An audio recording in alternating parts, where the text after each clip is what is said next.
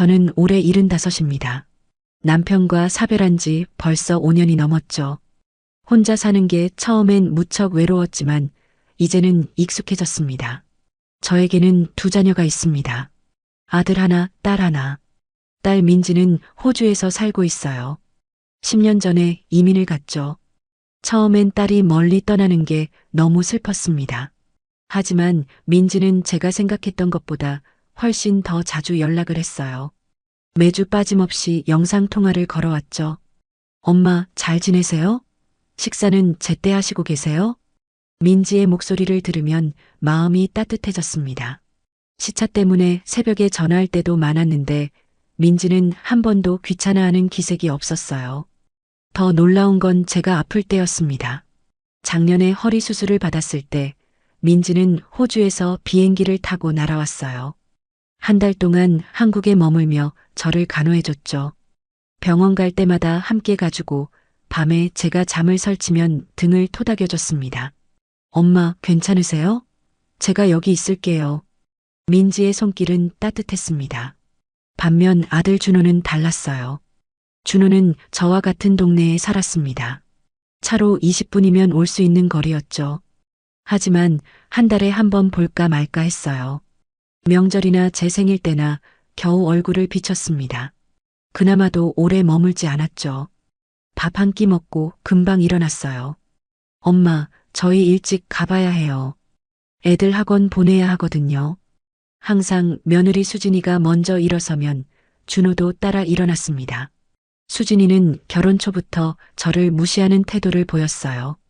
처음엔 제가 예민한가 싶었습니다. 하지만 시간이 지날수록 확신하게 됐죠. 수진이는 저를 싫어했어요. 명절 때마다 그 차이가 극명하게 드러났습니다. 추석이나 설날이 되면 수진이는 친정 부모님께 선물을 한가득 준비했어요. 백화점 상품권에 명품 가방까지. 어머니, 이거 드세요. 아버지는 이거 좋아하실 거예요. 친정 부모님께는 그렇게 극진했죠. 그런데 저한테는요? 과일 한 박스 달랑 들고 왔습니다. 그것도 마트에서 할인하는 거요. 차례상 준비할 때도 마찬가지였어요. 제가 뭘 하려고 하면 수진이가 막았습니다. 어머님, 제가 할게요. 말은 공손했지만 눈빛은 차갑더군요. 그리고는 친정 어머니한테 전화를 걸었죠. 엄마, 나물 어떻게 무치는 거야? 어머니 레시피로 할게.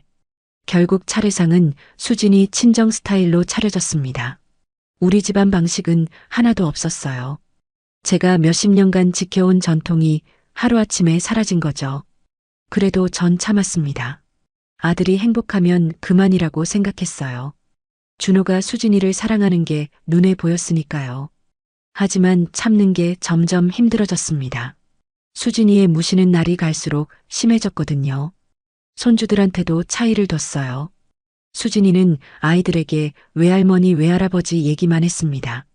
우리 민준이 외할머니가 선물 보내셨네. 감사하다고 연락드리자. 외할머니 생신이 다가오면 한 달 전부터 선물 준비를 했죠. 아이들한테 카드도 만들게 하고 편지도 쓰게 했어요. 그런데 제 생일 때는요? 당일 날 되어서야 생각난 듯 전화 한 통이 전부였습니다. 손주들도 전화기 너머로 대충 인사만 했어요. 할머니, 생신 축하해요. 그게 끝이었죠. 선물도 카드도 없었습니다. 손주들이 저를 어떻게 생각하는지 알 수 있었어요. 수진이가 아이들을 그렇게 키운 거죠. 가끔 제가 손주들한테 용돈을 주려고 하면 수진이가 가로막았습니다. 어머님 괜찮아요. 애들한테 돈 안 주셔도 돼요. 그러면서 제 손에서 돈 봉투를 도로 빼앗았죠. 하지만 친정 부모가 주는 용돈은 달랐어요. 애들아, 외할머니가 얼마나 예뻐해 주시는데. 감사하다고 인사드려. 수진이는 활짝 웃으며 돈 봉투를 받았습니다. 저는 그런 모습을 보며 가슴이 미어졌어요. 같은 손주인데 왜 이렇게 차별을 할까요? 준호한테 얘기해 볼까도 생각했습니다. 하지만 입이 떨어지지 않았어요. 아들이 중간에서 힘들어할 게 뻔했으니까요. 그리고 준호는 항상 수진이 편을 들었습니다. 엄마, 수진이가 무슨 잘못이에요? 우리 아내 원래 그런 스타일이에요. 그렇게 덮어버리곤 했죠. 저는 혼자 속으로 사겠습니다. 밤마다 베개를 적시며 울었어요. 남편이 살아있었다면 이러지 않았을 텐데, 남편이 있었다면 준호도 저를 이렇게 대하진 않았을 거예요. 혼자라서 만만하게 보이는 걸까요? 그런 생각이 들 때마다 더 외로웠습니다. 이 집에서 저는 환영받지 못하는 존재였어요.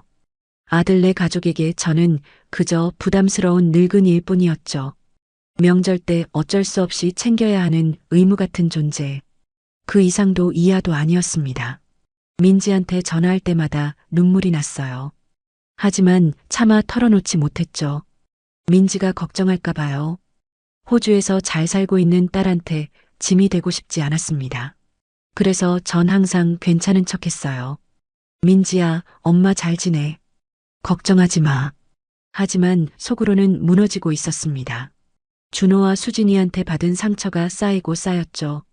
그렇게 저는 하루하루를 견뎠습니다. 언젠가는 나아지겠지.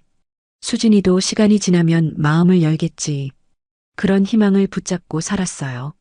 하지만 그건 제 착각이었습니다. 상황은 나아지지 않았고 오히려 더 악화됐죠. 그리고 곧 저를 완전히 무너뜨릴 사건들이 벌어지기 시작했습니다. 그 사건은 올해 봄에 일어났습니다. 3월 초였죠. 환절기라 감기가 유행하던 시기였어요. 저도 기침이 조금 나오기 시작했습니다. 처음엔 대수롭지 않게 생각했어요. 나이 들면 원래 이런 거라고 생각했죠. 하지만 며칠이 지나도 나아지지 않았습니다. 오히려 열이 나기 시작했어요. 기침도 점점 심해졌죠. 밤에는 숨쉬기가 힘들 정도였습니다. 결국 병원에 갔더니 폐렴이라고 하더군요. 의사 선생님이 심각한 표정으로 말했어요. 어르신, 당장 입원하셔야 합니다. 상태가 좋지 않으세요. 저는 그 자리에서 준호한테 전화를 걸었습니다. 준호야, 엄마 폐렴이래. 입원해야 한대. 준호는 놀란 듯 물었어요. 엄마, 어느 병원이에요? 제가 갈게요. 준호는 1시간 뒤에 병원으로 왔습니다. 혼자였어요. 수진이는 오지 않았죠. 수진이는요? 제가 물었더니 준호가 난처한 표정을 지었습니다. 회사에서 급한 일이 있대요. 나중에 올 거예요. 나중에라는 말을 믿었어요. 하지만 그 나중은 오지 않았습니다. 이번 첫날 수진이는 나타나지 않았어요. 둘째 날도 마찬가지였죠. 준호만 퇴근 후에 잠깐씩 들렀습니다. 그것도 30분 정도만 있다가 갔어요. 엄마, 애들 봐야 해서요. 먼저 갈게요. 셋째 날 저녁 준호한테 물었습니다. 수진이는 정말 바쁜 거니? 준호가 한숨을 쉬었어요. 엄마, 수진이한테 병문안 오자고 했는데 회사 일이 진짜 바쁘대요. 거짓말이라는 걸 알 수 있었습니다. 준호의 목소리에 확신이 없었거든요. 그날 밤 간호사가 제 침상 옆에 앉았어요. 할머니, 보호자 계세요? 혼자 계시면 힘드실 텐데요. 저는 괜찮다고 했지만 사실 무척 외로웠습니다. 밤마다 기침 때문에 잠을 설쳤어요. 산소호흡기를 끼고 있었지만 숨쉬기가 힘들었죠. 옆 병상에는 딸이 밤낮으로 간호하고 있었습니다. 그 모습을 보며 눈물이 났어요. 나도 저렇게 누군가 옆에 있어줬으면 좋겠다고 생각했죠. 이번 나흘째 되던 날이었습니다. 준호한테서 전화가 왔어요. 엄마, 오늘은 못 갈 것 같아요. 장모님이 감기 걸리셨대요. 제 귀를 의심했습니다. 뭐라고? 장모님이 감기가 심하셔서 수진이가 가봐야 한대요. 저도 같이 가야 할 것 같아요. 감기요. 저는 폐렴으로 입원해 있는데요. 수진이는 친정 어머니 감기 때문에 간병을 간다고요. 말문이 막혔습니다. 그래, 알았다. 전화를 끊고 한참을 멍하니 앉아 있었어요. 가슴이 답답했습니다. 산소호흡기 때문이 아니었죠. 마음이 답답했어요. 그날 저녁 저는 민지한테 전화를 걸었습니다. 민지야. 목소리만 들어도 알았나 봐요. 엄마, 무슨 일 있으세요? 목소리가 이상해요. 저는 울음을 참으며 상황을 설명했습니다. 민지는 한동안 말이 없었어요. 그러더니 조용히 말했죠. 엄마, 많이 속상하셨겠어요. 괜찮으세요? 제가 갈게요. 아니야, 괜찮아. 너 일 바쁘잖아. 엄마가 더 중요하죠. 당장 비행기표 알아볼게요. 이틀 후, 민지가 인천공항에 도착했습니다. 호주에서 10시간을 비행기 타고 온 거죠. 공항에서 곧장 병원으로 왔어요. 민지를 보는 순간 눈물이 터졌습니다. 엄마, 제가 왔어요. 이제 괜찮아요. 민지는 한 달 동안 한국에 머물렀습니다. 매일 병원에 와서 저를 돌봐줬어요. 밤에도 병실에서 간이 침대를 깔고 잤죠. 제가 기침할 때마다 물을 떠다 줬습니다. 식사도 직접 챙겨줬어요. 병원 음식이 맛없다고 집에서 죽을 끓여와 먹였죠. 엄마, 천천히 드세요. 조금만 더 드시면 금방 좋아지실 거예요. 민지의 헌신 덕분에 저는 빠르게 회복했습니다. 퇴원할 때 의사 선생님이 말했어요. 딸분이 정말 잘 간호하셨네요. 보호자 역할이 중요한데 말이죠. 그 말을 들으며 준호 생각이 났습니다. 입원 기간 내내 준호는 서너 번밖에 오지 않았어요. 수진이는 단 한 번도 오지 않았죠. 대신 수진이는 일주일 내내 친정에서 지냈습니다. 친정 어머니 감기 간병한답시고요. 퇴원 후에도 민지는 일주일 더 남아 있었어요. 제 집에서 함께 지내며 회복을 도왔죠. 엄마, 약 제때 드셔야 해요. 제가 알람 맞춰놨어요. 그 일주일이 정말 행복했습니다. 딸과 함께 있으니 외롭지 않았어요. 민지가 호주로 돌아간 뒤 저는 다시 혼자가 됐습니다. 준호네는 여전히 한 달에 한 번 정도만 들렀어요. 그나마도 오래 머물지 않았죠. 그리고 몇 달 뒤 또 다른 사건이 일어났습니다. 6월이었어요. 손주 민준이의 초등학교 졸업식 날이었죠. 민준이는 제 첫 손주입니다. 태어났을 때부터 얼마나 예뻐했는지 몰라요. 걸음마 배울 때도 제가 손잡아줬죠. 그런 민준이가 벌써 초등학교를 졸업한다니 감개무량했습니다. 저는 일주일 전부터 준비했어요. 민준이한테 줄 선물도 샀죠. 졸업식 날 입고 갈 옷도 미리 꺼내놨습니다. 그런데 졸업식 전날이었어요. 준호한테서 전화가 왔습니다. 엄마, 내일 졸업식인데요. 응, 알지. 엄마 몇 시까지 가면 돼? 준호가 말을 더듬었어요. 그게, 엄마는 안 오셔도 될 것 같아요. 귀를 의심했습니다. 뭐라고? 민준이 졸업식인데? 수진이가 그러는데 자리가 좁대요. 그리고 사진 찍을 때 사람 많으면 불편하대요. 가슴이 철렁 내려앉았어요. 자리가 좁다고? 그럼 누가 가는데? 저희 부부랑 동생이요. 그리고 장인어른 장모님도 오신대요. 수진이 친정 부모는 초대하고 저는 빼는 거였습니다. 준호야, 민준이가 우리 첫 손주잖니. 엄마가 얼마나 기다렸는데. 엄마, 미안해요. 다음에 민준이랑 따로 밥 먹어요. 전화를 끊고 한참을 멍하니 앉아 있었어요. 손에 들고 있던 선물 상자가 무겁게 느껴졌습니다. 다음 날 저는 집에 혼자 있었어요. 휴대폰을 들여다보니 민준이 졸업식 사진이 올라와 있었죠. 준호네 가족 단톡방에 수진이가 올린 거였습니다. 사진 속에는 민준이를 중심으로 가족들이 둘러서 있었어요. 준호와 수진이, 작은 손주도 있었죠. 그리고 수진이 친정 부모도 함께였습니다. 모두 환하게 웃고 있었어요. 그 사진을 보며 깨달았습니다. 저만 없었죠. 저만 빠진 완벽한 가족 사진이었어요. 며칠 뒤 준호네 집에 갔습니다. 민준이 선물이라도 주려고요. 거실에 들어서니 눈에 들어온 게 있었어요. 액자였습니다. 졸업식 때 찍은 가족 사진이 크게 인쇄돼서 걸려 있었죠. 저만 빠진 그 사진이요. 수진이가 제 시선을 따라 액자를 봤어요. 어머님, 민준이 졸업사진 예쁘죠? 아무렇지도 않게 말하더군요. 저는 아무 말도 할 수 없었습니다. 목이 메었거든요. 그날 저녁 집에 돌아와 준호한테 전화했어요. 준호야, 왜 엄마는 졸업식에 초대 안 한 거니? 준호가 한참 뒤에 대답했습니다. 수진이가 그러는데요. 엄마가 오시면 사진 찍을 때 불편하대요.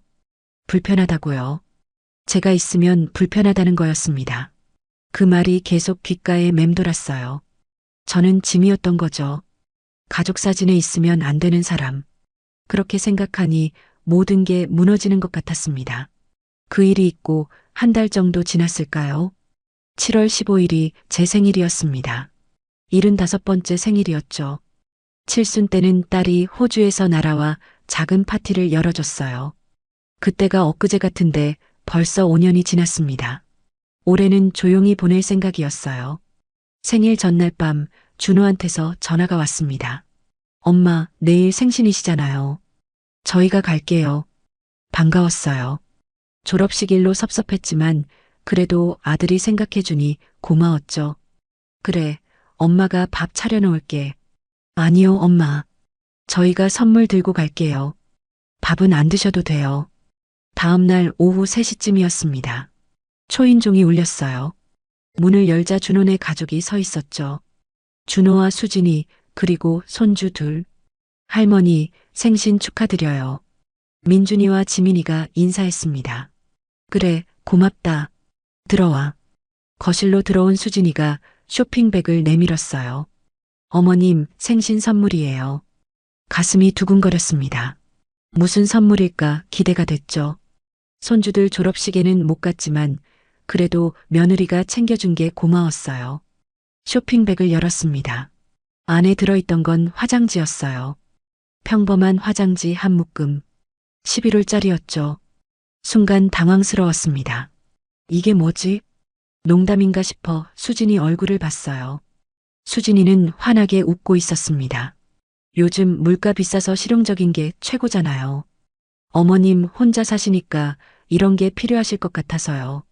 실용적이라고요. 제 75번째 생일 선물이 화장지라고요. 포장지에 가격표가 붙어 있었습니다. 8,900원. 만 원도 안 되는 화장지였어요. 손이 떨렸습니다. 뭐라고 말해야 할지 몰랐죠.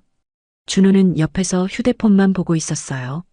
제 표정을 보지 않았습니다. 고맙다.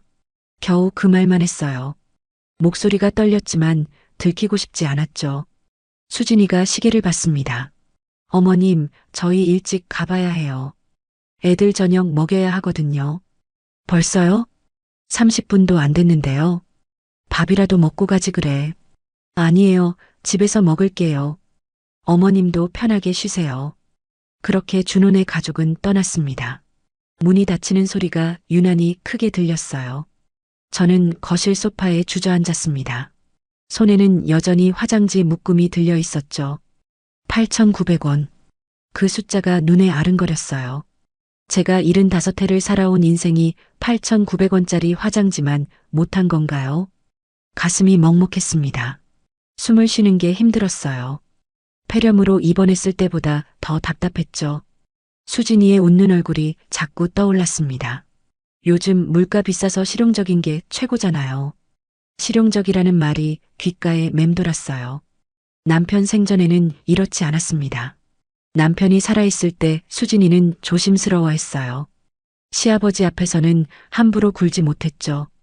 그런데 남편이 돌아가시고 나니 달라졌습니다. 처음엔 조금씩이었어요. 말투가 조금 차가워지고 방문 횟수가 줄어들었죠. 그러더니 점점 노골적으로 무시하기 시작했어요. 혼자 사는 늙은이는 만만하게 보이나 봅니다. 거실벽에 걸린 시계를 봤어요. 오후 4시였습니다. 준호네 가족이 다녀간 지 30분밖에 안 됐죠. 제 생일인데 30분. 그것도 화장지 하나 던져주고 간 거예요. 눈물이 났습니다. 참으려고 했지만 참아지지 않았어요. 한참을 울었죠. 화장지 묶음을 보며 울었습니다. 왜 이렇게 서러운지 모르겠어요. 선물이 싼 게 문제가 아니었습니다. 진심이라는 마음이 없다는 게 너무나도 서러웠죠. 정성이 하나도 느껴지지 않았어요.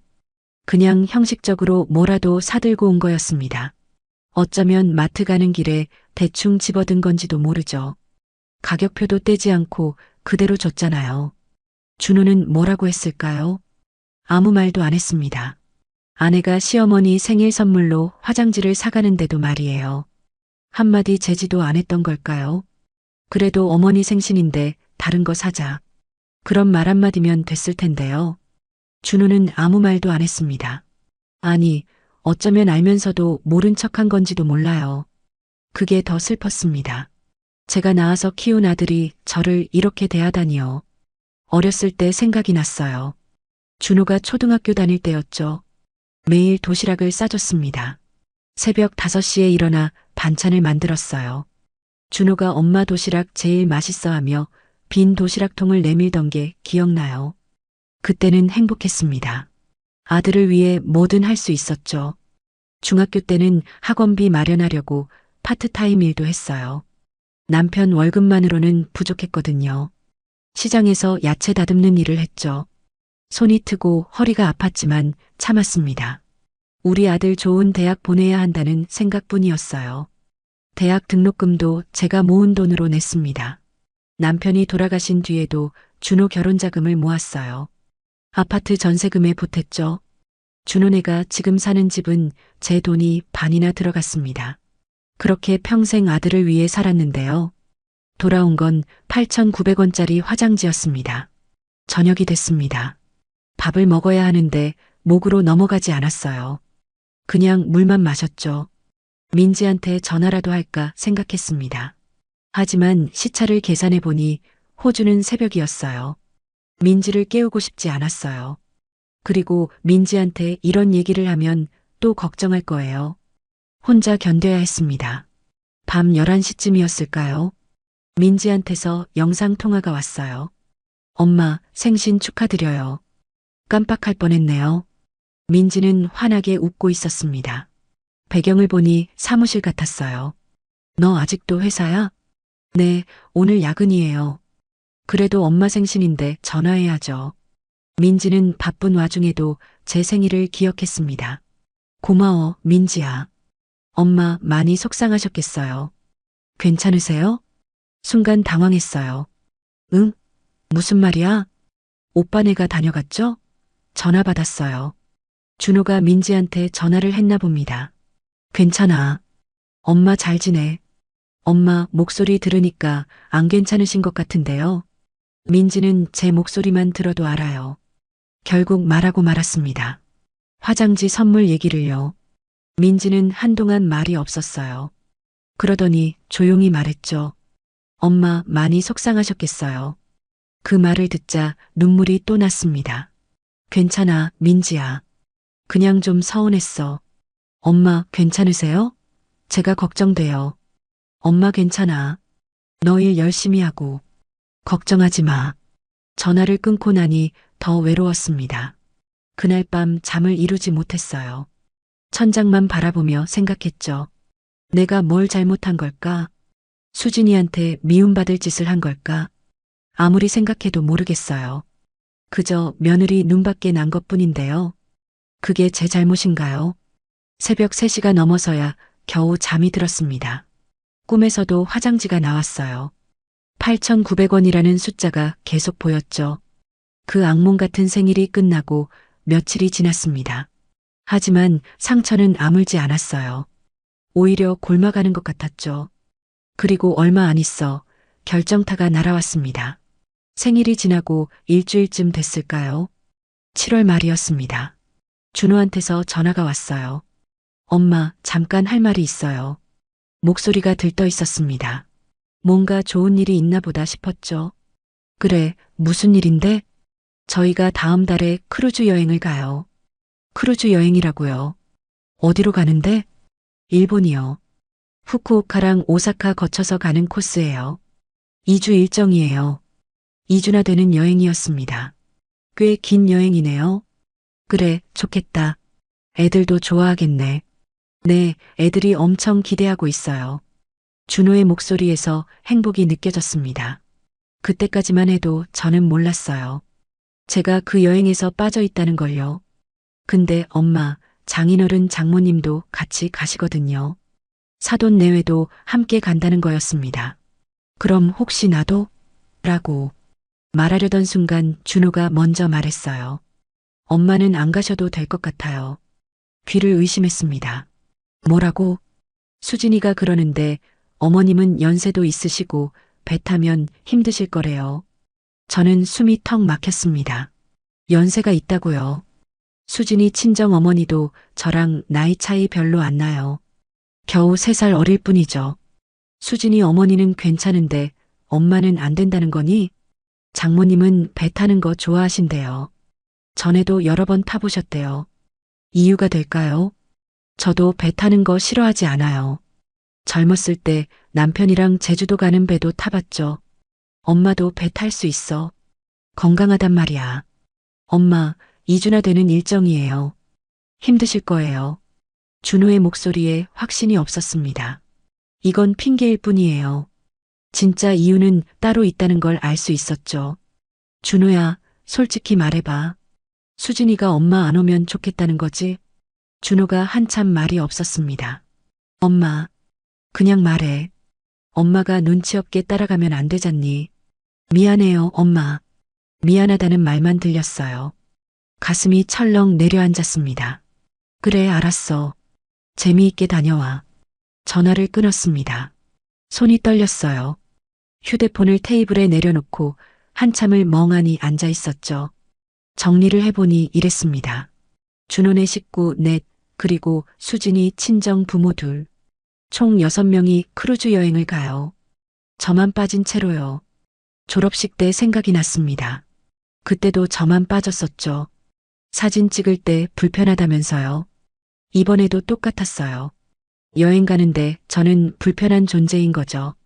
며칠 뒤였습니다. 준호네 집에서 저녁 식사를 한다고 해서 갔어요. 식탁에 앉으니 민준이가 신나서 떠들었습니다. 할머니, 저희 크루즈 타요. 배 엄청 크대요. 그래, 할머니도 들었어. 수진이가 태블릿을 꺼내 보여줬어요. 크루즈 사진들이었습니다. 이게 저희가 타는 배예요. 방도 넓고 좋죠? 화면을 넘기며 신나게 설명했어요. 저한테 자랑하는 건가요? 제가 못 가는 여행을요. 수영장도 있고요. 뷔페도 24시간 운영한대요. 우리 엄마 아빠도 오시니까 더 좋을 것 같아요. 우리 엄마 아빠, 사돈 내외 얘기였습니다. 어머님도 같이 가시면 좋았을 텐데. 수진이가 마지못해 한 말이었어요. 진심이 아니라는 걸 알 수 있었죠. 아니야, 엄마는 괜찮아. 너희끼리 재미있게 다녀와. 네, 어머님. 사진 많이 찍어 올게요. 사진이라고요. 제가 빠진 가족 사진들을요. 저녁을 먹는 내내 여행 얘기뿐이었습니다. 어디를 가고 뭘 먹고 뭘 사올지. 저는 그냥 듣기만 했어요. 끼어들 틈이 없었죠. 아니, 끼어들 자격이 없었습니다. 저는 그 여행의 일원이 아니니까요. 집으로 돌아오는 길이 유난히 멀게 느껴졌어요. 택시 안에서 창밖을 바라봤습니다. 거리에는 가족들이 함께 걷고 있었어요. 손을 잡고 웃으며 걷는 모습들. 저는 혼자였습니다. 항상 혼자였죠. 며칠 뒤 준호한테서 연락이 왔어요. 엄마, 저희 다음 주 월요일에 출발해요. 2주 동안 연락 안 될 수도 있어요. 알았어. 조심히 다녀와. 엄마는 괜찮으시죠? 혼자 계셔도요? 괜찮냐고요? 괜찮을 리가 없죠. 하지만 뭐라고 말해야 할까요? 엄마 괜찮아. 걱정하지 마. 혹시 뭐 필요한 거 있으면 전화하세요. 준호는 그렇게 말했지만 진심일까요? 저는 잘 모르겠어요. 출발하는 날 아침이었습니다. 준호한테서 사진이 왔어요. 공항에서 찍은 사진이었죠. 준호네 식구 넷과 수진이 친정 부모. 6명이 환하게 웃고 있었습니다. 캐리어도 잔뜩 들고 있었어요. 2주짜리 여행이니 짐이 많겠죠. 사진을 보는데 가슴이 먹먹했습니다. 그날부터 긴 2주가 시작됐습니다. 집에 혼자 있으니 시간이 더디게 갔어요. 민지는 자주 전화를 했죠. 엄마, 혼자 괜찮으세요? 오빠네는 여행 잘 가고 있대요? 응, 잘 가고 있나 봐. 엄마, 외로우시죠? 민지는 제 마음을 다 아는 것 같았어요. 괜찮아, 민지야. 하지만 괜찮지 않았습니다. 밤마다 잠을 설쳤어요. 온갖 생각이 머릿속을 스쳐 지나갔죠. 왜 이렇게 됐을까? 제가 뭘 잘못했을까? 어떻게 해야 며느리한테 미움받지 않을까? 하지만 답은 나오지 않았습니다. 아무리 생각해도 모르겠어요. 일주일쯤 됐을 때였습니다. 준호네 단톡방에 사진들이 올라오기 시작했어요. 배 위에서 찍은 사진들이었죠. 수영장에서 노는 손주들, 뷔페에서 먹는 음식들, 일본 거리를 걷는 가족들, 모두 행복해 보였습니다. 수진이 친정 부모도 사진마다 함께였어요. 손주들을 안고 웃는 모습들. 저도 저렇게 손주들이랑 사진 찍고 싶었습니다. 하지만 저는 여기 없었죠. 집에 혼자 앉아서 사진만 보고 있었어요. 그 순간 깨달았습니다. 저는 이 가족에서 필요 없는 사람이구나. 있어도 그만, 없어도 그만인 존재. 아니, 오히려 없는 게 나은 존재. 가슴이 무너져 내렸습니다. 75해를 살아오며 이렇게 외로웠던 적이 없었어요. 남편이 돌아가셨을 때도 이 정도는 아니었죠. 그때는 슬펐지만 아이들이 있었으니까요. 하지만 지금은요. 아들이 있어도 혼자였습니다. 더 외로웠어요. 그날 밤 저는 결심했습니다. 더 이상 이렇게 살 수 없다고요. 변화가 필요했어요. 뭔가 해야 했습니다. 2주라는 시간. 준호네가 여행가 있는 동안 저는 그 시간을 어떻게 쓸지 생각하기 시작했습니다. 평생 남을 위해 살았어요. 이제는 나를 위해 살아야 하지 않을까요? 창밖을 바라보며 다짐했습니다. 준호네가 돌아올 때쯤이면 모든 게 달라져 있을 거라고요. 다음 날 아침 일찍 일어났습니다. 평소보다 2시간이나 일찍 눈을 떴어요. 잠을 설쳤지만 머리는 맑았죠. 어젯밤 내린 결심이 선명했습니다. 창문을 열었어요. 8월 초의 아침 공기가 들어왔죠. 숨을 깊이 들이마셨습니다. 오늘부터 시작이에요. 아침을 간단히 먹고 서랍을 뒤졌습니다. 집 서류를 찾았어요.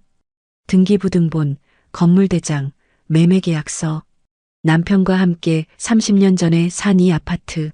서초동 작은 아파트였지만 저희한테는 소중한 보금자리였죠. 남편이 평생 모은 돈으로 샀어요. 저도 시장에서 일하며 모은 돈을 보탰죠. 그렇게 마련한 집이었습니다. 남편이 돌아가시기 전에 말했어요. 이 집은 나중에 준호한테 물려줘. 우리 아들 집 장만하는데 보태라고. 저도 당연히 그럴 생각이었죠. 준호가 결혼할 때 전세금도 보태줬어요. 이 집을 팔면 준호네 집을 사는데 보탤 수 있을 거라고 생각했습니다. 하지만 어젯밤 생각이 바뀌었어요. 왜 제가 이 집을 준호한테 물려줘야 하죠? 저를 이렇게 대하는 아들한테요. 8,900원짜리 휴지를 생일 선물로 주는 며느리한테요. 저를 여행에서 빼놓는 가족한테요. 아니에요. 이 집은 제 거예요. 남편이 저한테 남긴 유산이죠. 제 마음대로 할 수 있습니다. 서류를 챙겨서 가방에 넣었어요. 그리고 부동산에 전화를 걸었습니다. 여보세요, 집을 팔고 싶은데요. 부동산 사장님이 놀란 듯 물었어요. 어르신, 갑자기 무슨 일이세요? 이사 가시게요? 네, 해외로 나갈 생각이에요. 아, 그러시구나. 언제 한번 방문해 주세요. 전화를 끊고 옷을 갈아입었습니다. 외출복으로요. 거울을 봤죠. 75살 할머니가 보였습니다. 주름진 얼굴에 백발. 하지만 눈빛만은 또렷했어요. 할 수 있어. 스스로에게 말했습니다. 부동산은 집에서 걸어서 10분 거리였어요. 천천히 걸어갔죠. 길을 걸으며 동네를 둘러봤습니다. 30년을 산 동네였어요. 저 모퉁이 슈퍼에서 장을 봤죠.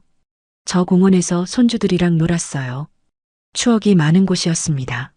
하지만 이제 떠날 거예요. 더 이상 이곳에 머물 이유가 없었죠. 부동산 문을 열고 들어갔습니다. 사장님이 반갑게 맞아줬어요. 어서 오세요, 어르신. 앉으세요. 자리에 앉아 서류를 꺼냈습니다. 집을 빨리 팔고 싶어요. 얼마나 급하신데요? 2주 안에요. 사장님이 눈을 크게 떴어요. 2주요?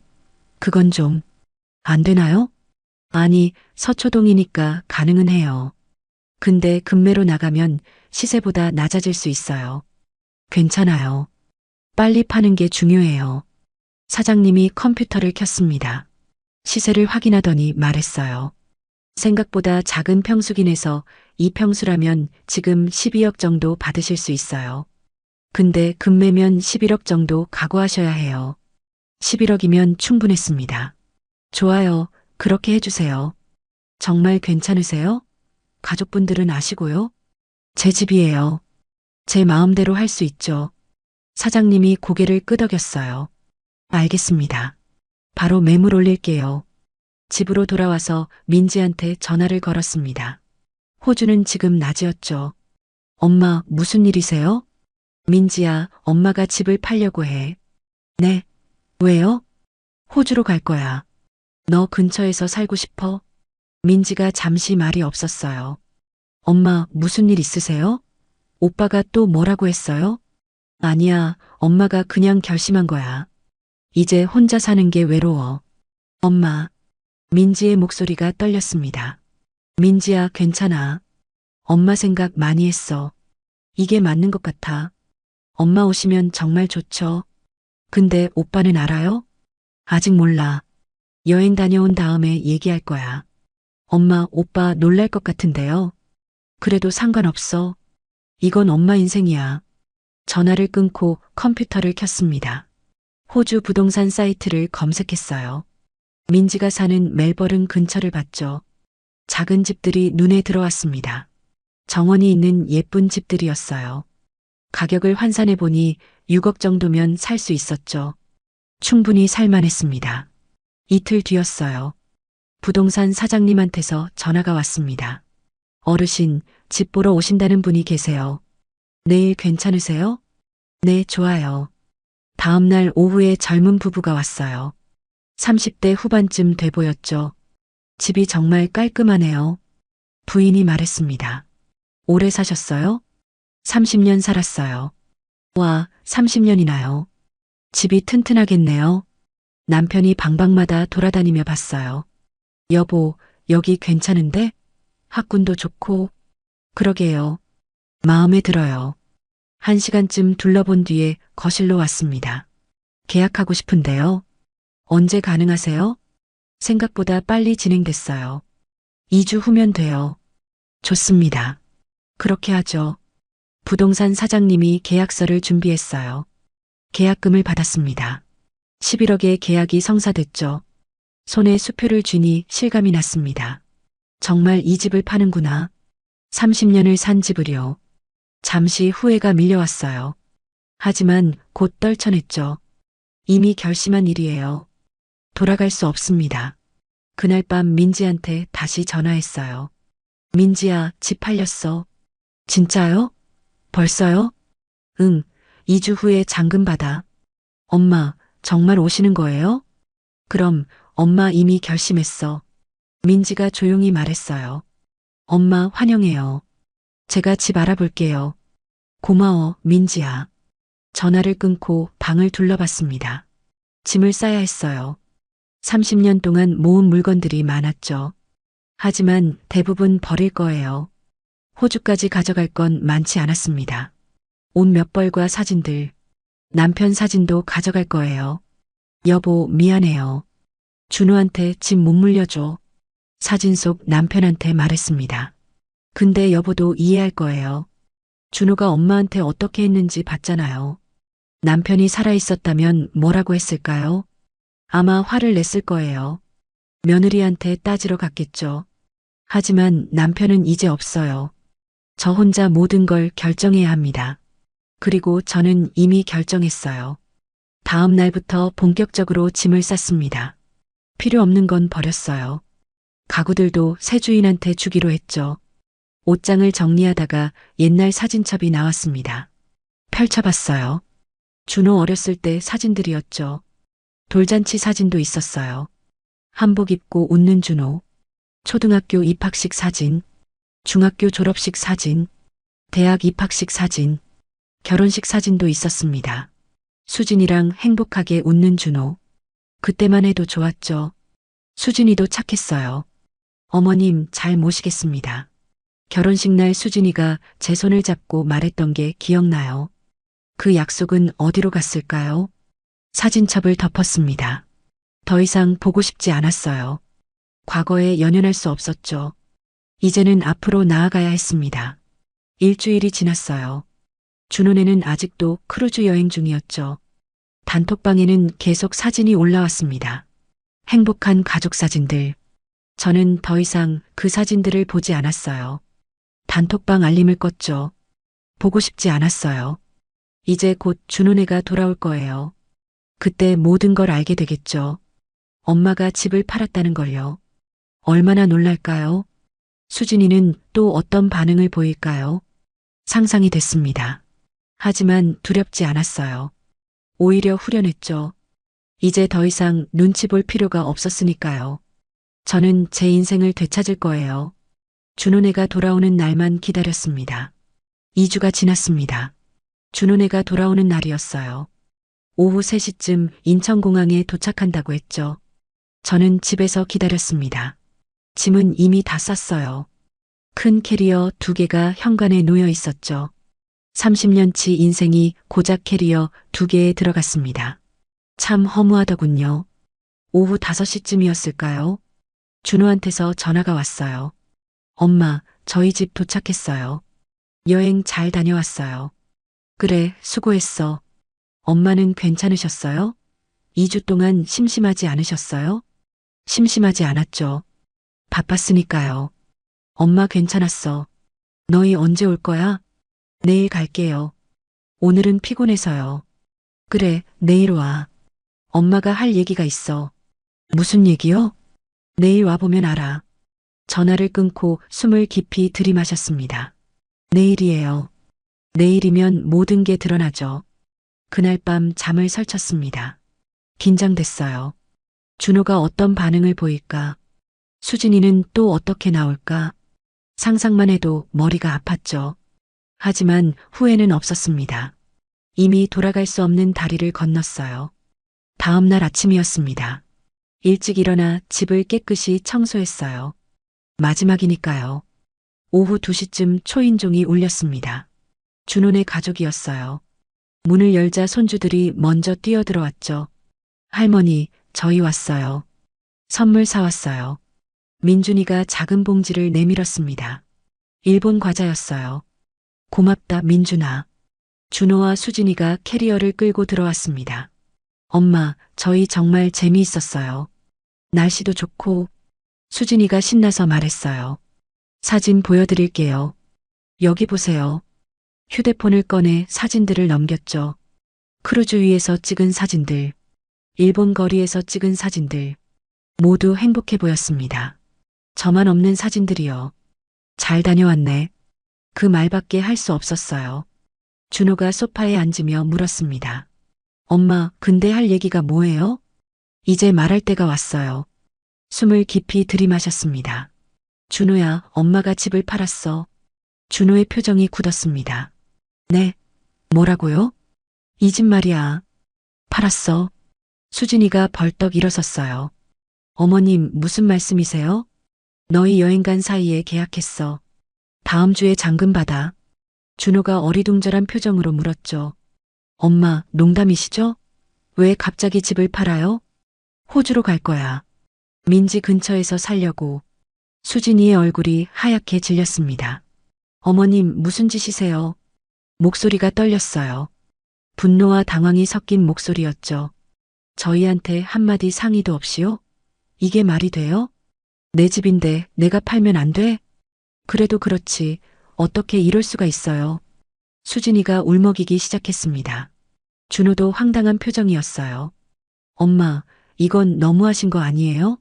저희가 이 집 물려받을 줄 알았는데. 물려받을 줄 알았다고요. 준호야, 누가 물려준다고 했니? 아버지가 돌아가시기 전에 그러셨잖아요.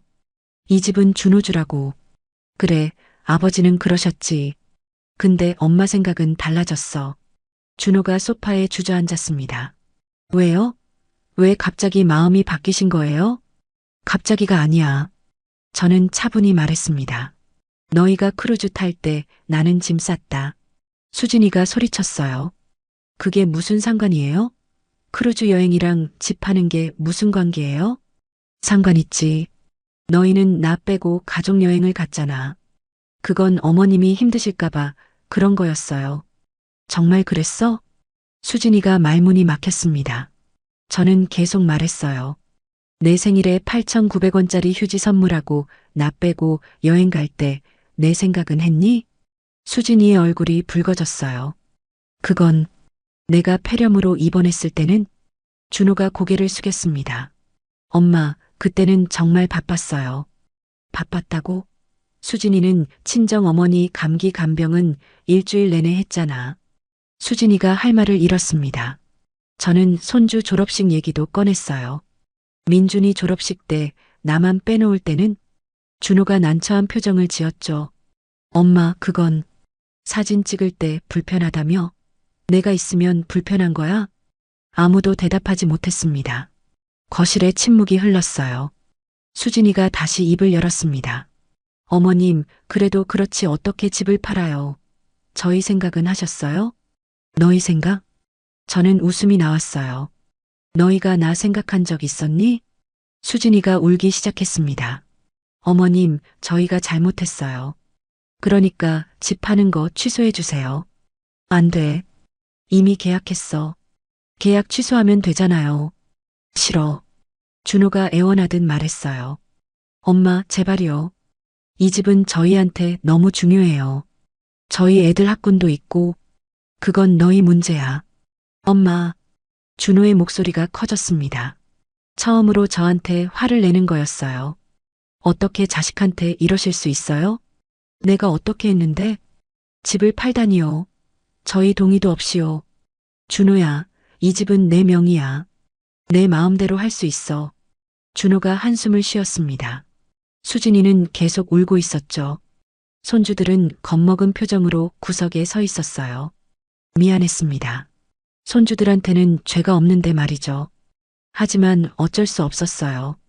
이미 결정한 일이었으니까요. 엄마는 언제 떠나실 거예요? 준호가 지친 목소리로 물었습니다. 다음 주 금요일. 비행기표 끊었어. 정말 가시는 거예요? 호주로요? 그래, 민지 근처에서 살 거야. 민지가 집도 알아봐줬어. 수진이가 비웃듯 말했어요. 결국 딸만 챙기시는 거네요. 딸이 엄마를 챙겨줬으니까. 저희도 챙겨드렸어요. 언제? 수진이가 대답하지 못했습니다. 저는 가방에서 서류를 꺼냈어요. 이게 계약서야. 보고 싶으면 봐. 준호가 서류를 받아들었습니다. 손이 떨리고 있었어요. 계약서를 보더니 고개를 떨궜죠. 11억이요. 응, 그 돈으로 호주에 집 샀어. 나머지는 예금 들었고. 수진이가 울음을 그쳤습니다. 눈빛이 차가워졌어요. 어머님, 후회하실 거예요. 후회 안 해. 나중에 혼자 외로우실 텐데요. 지금보다 더 외로울 순 없어. 그 말에 준호가 고개를 들었습니다. 엄마, 저희가 그렇게 엄마를 외롭게 했어요? 응, 그랬어. 준호의 눈에 눈물이 맺혔습니다. 미안해요, 엄마. 하지만 이미 늦었어요. 사과로 되돌릴 수 없었죠. 준호야, 엄마는 이제 엄마 인생을 살 거야. 수진이가 가방을 집어들었습니다. 저희 갈게요. 더 이상 할 말 없어요. 준호도 일어섰어요. 손주들을 데리고 현관으로 갔죠. 문 앞에서 준호가 돌아봤습니다. 엄마, 정말 가시는 거예요? 그래. 연락은 하실 거죠? 생각해 볼게. 문이 닫혔습니다. 준호네 가족이 떠난 거예요. 거실이 조용해졌습니다. 저는 소파에 앉아 한참을 멍하니 있었어요. 끝났습니다. 정말 끝이에요. 눈물이 났어요. 슬퍼서가 아니었습니다. 후련해서였죠. 드디어 자유로워진 기분이었어요. 더 이상 눈치 보지 않아도 됩니다. 8,900원짜리 휴지를 선물로 받지 않아도 돼요. 여행에서 빠지지 않아도 되죠. 이제 저를 사랑해주는 사람 곁으로 갈 거예요. 민지한테 전화를 걸었습니다. 민지야, 다 끝났어. 엄마, 괜찮으세요? 응, 괜찮아. 이제 정말 갈 거야. 엄마, 기다릴게요. 공항에서 마중 나갈게요. 전화를 끊고 창밖을 바라봤습니다. 새로운 시작이 기다리고 있었어요. 준호네가 떠나고 나서 사흘이 지났습니다. 그동안 준호한테서 연락이 없었어요. 문자도 전화도 없었죠. 아마 화가 많이 났나 봅니다. 수진이는 더 심하겠죠. 하지만 상관없었어요. 저는 제 길을 갈 거니까요. 월요일이었습니다. 부동산 사장님한테서 연락이 왔어요. 어르신, 금요일 오전 10시에 잔금 치르기로 했어요. 은행에서 뵙겠습니다. 알겠습니다. 드디어 마지막 절차만 남았어요. 그날 오후 택배 상자를 몇 개 받았습니다. 민지가 보낸 거였어요. 호주에서 입을 옷들과 생활용품이었죠. 엄마, 여기는 겨울이에요. 따뜻한 옷 꼭 챙기세요. 민지가 쪽지를 넣어놨더군요. 그 글씨를 보니 눈물이 났습니다. 이렇게 저를 챙겨주는 딸이 있다는 게 감사했어요. 화요일 저녁이었습니다. 준호한테서 문자가 왔어요. 엄마, 정말 가시는 거예요? 짧은 문자였죠. 저도 짧게 답했습니다. 응. 몇 분 뒤 다시 문자가 왔어요. 저희가 잘못했어요. 한 번만 더 생각해 주세요. 하지만 마음은 변하지 않았습니다. 이미 결정했어. 비행기표도 끊었고 더 이상 답장은 오지 않았어요. 수요일에는 이웃 할머니가 찾아왔습니다. 같은 층에 사는 김할머니였어요. 이사 간다면서요? 갑자기 왜요? 딸이 있는 호주로 가요. 아이고, 좋겠네요. 딸한테 가시는구나. 네, 이제 딸 곁에서 살려고요. 김할머니가 제 손을 잡았습니다. 행복하게 사세요. 가끔 연락해요. 그럴게요. 30년 동안 이웃으로 지낸 분이었어요. 작별 인사를 하니 코끝이 찡했죠. 하지만 이것도 새로운 시작을 위한 과정이었습니다. 목요일 밤이었어요. 짐을 다시 한번 점검했습니다. 캐리어 2개에 모든 게 들어 있었죠. 옷가지, 사진들, 그리고 몇 가지 소중한 물건들. 남편이 준 반지도 챙겼어요. 결혼 30주년 때 받은 거였죠. 여보, 나 잘하고 있는 거죠? 남편 사진에 대고 물었습니다. 대답은 없었지만 괜찮다고 말해주는 것 같았어요. 금요일 아침이 밝았습니다. 잔금 받는 날이에요. 은행에 가기 전 집을 한 바퀴 돌았습니다. 거실, 안방, 작은 방, 부엌. 30년 동안 살았던 공간이었어요. 남편이랑 웃고 울었던 곳이죠. 준호를 키웠던 곳이기도 했고요. 추억이 많은 집이었습니다. 하지만 이제는 보내야 해요. 안녕, 우리 집. 작별 인사를 했습니다. 은행에 도착했어요. 부동산 사장님과 새 집주인 부부가 와 있었죠. 어서 오세요, 어르신. 자리에 앉아 서류에 도장을 찍었습니다. 잔금이 통장으로 들어왔어요. 11억. 평생 모은 재산이었죠. 수고하셨습니다, 어르신. 호주에서 건강하게 지내세요. 부동산 사장님이 악수를 청했어요. 감사했습니다. 은행을 나오니 햇살이 눈부셨습니다. 이제 정말 끝났어요. 집으로 돌아와 마지막 정리를 했습니다. 내일 아침 일찍 공항으로 갈 거예요. 오후 2시쯤이었을까요? 초인종이 울렸습니다. 누구지? 문을 열자 준호가 서 있었어요. 혼자였습니다. 엄마. 준호의 목소리가 떨렸어요. 들어와. 준호가 거실로 들어왔습니다. 캐리어를 보더니 고개를 떨궜죠.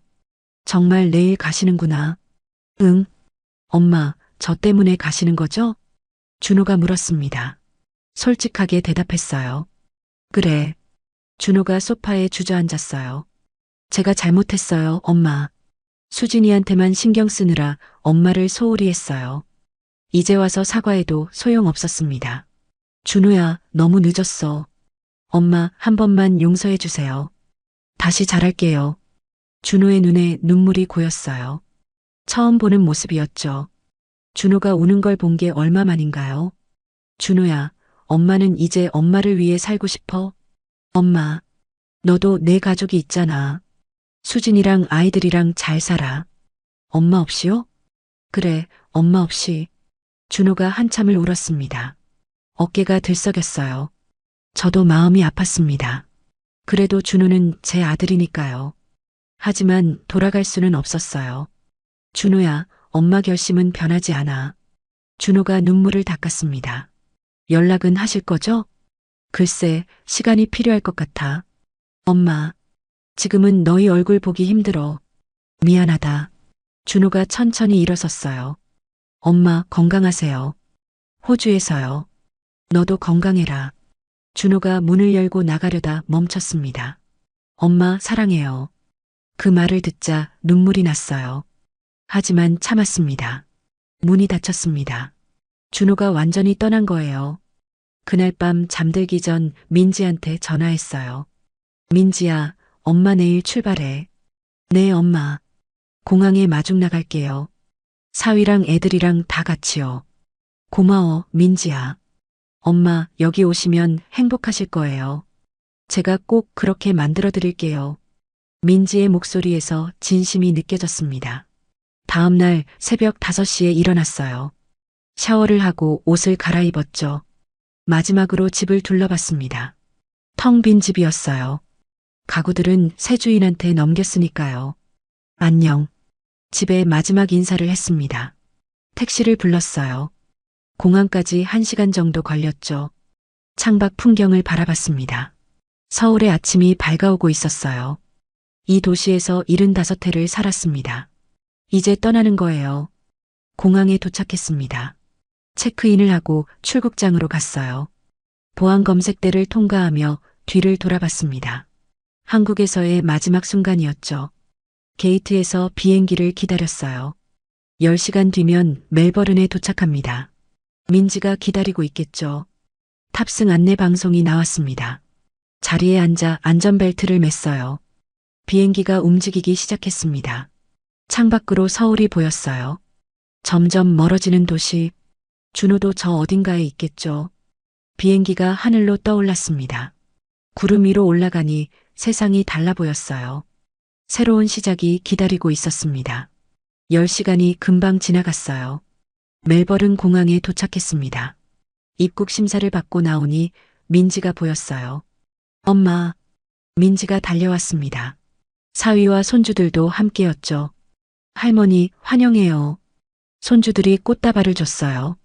민지가 저를 꼭 안았습니다. 엄마, 잘 오셨어요. 이제 여기가 엄마 집이에요. 눈물이 났습니다. 행복해서 나는 눈물이었죠. 고마워, 민지야. 민지네 차를 타고 집으로 갔어요. 작은 정원이 있는 예쁜 집이었습니다. 민지가 마련해준 제 집이었죠. 엄마, 여기에요. 가구도 다 넣어놨어요. 방에 들어가니 깔끔하게 정리돼 있었어요. 침대, 옷장, 책상, 필요한 게 다 있었죠. 창문을 열자 정원이 보였습니다. 꽃들이 피어 있었어요. 예쁘다. 엄마, 여기서 편하게 지내세요. 저희 집이 바로 옆이에요. 민지가 제 손을 잡았습니다. 엄마, 사랑해요. 나도 사랑해, 민지야. 그날 저녁 민지네 가족과 함께 식사를 했어요. 사위가 한식을 준비해줬죠. 어머님, 입맛에 맞으실지 모르겠네요. 고마워요. 맛있어요. 손주들도 옆에 앉아 제잘거렸습니다. 할머니, 내일 같이 공원 가요. 그래, 가자. 행복했습니다. 이렇게 환영받는 게 얼마만인가요? 밤에 제 집으로 돌아와 침대에 누웠어요. 천장을 바라보며 생각했습니다. 잘한 결정이었어요. 여기 오길 잘했습니다. 준호 생각이 났지만 후회하지 않았어요. 준호는 준호대로 잘 살겠죠. 저는 이제 저를 위해 살 거예요. 그렇게 제 새로운 인생이 시작됐습니다. 일주일이 지났어요. 매일 아침 정원을 가꿨습니다. 민지네 손주들이 자주 놀러 왔죠. 할머니, 쿠키 같이 만들어요. 그래, 만들자. 행복한 나날이었습니다. 가끔 준호네 단톡방을 들여다봤어요. 사진들이 올라와 있었죠. 준호네는 전세집으로 이사를 갔나 봅니다. 예전보다 작은 집이었어요. 수진이는 여전히 사진을 올리고 있었지만 예전처럼 행복해 보이지 않았어요. 준호한테서 가끔 문자가 왔습니다. 엄마, 잘 지내세요. 저도 짧게 답했어요. 너도. 언젠가는 관계가 회복될지도 모르죠. 하지만 지금은 아니에요. 시간이 필요합니다. 민지야, 엄마 여기 와서 정말 잘 됐어. 엄마 앞으로도 계속 함께해요.